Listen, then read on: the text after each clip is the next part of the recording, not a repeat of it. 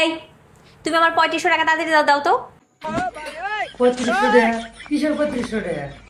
ও কিসের 3500 টাকা সেটা এখন ভুলে গেছো না?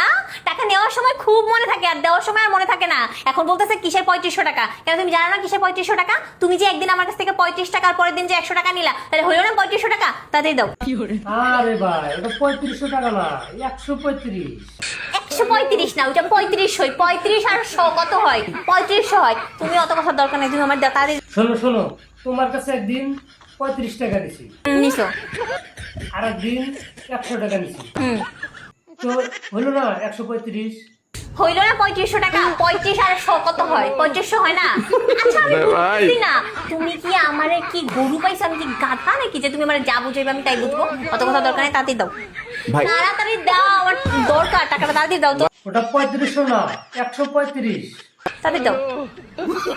তোমার মতলবটা কি কত? কোনো মতলব না, আমার পাওনা টাকা আমি চাইতেছি। আমি কি তোমার কাছে ধার চাইতেছি নাকি? ওরকম করতেছো কেন? দাও তাড়াতাড়ি দাও, তাড়াতাড়ি দাও।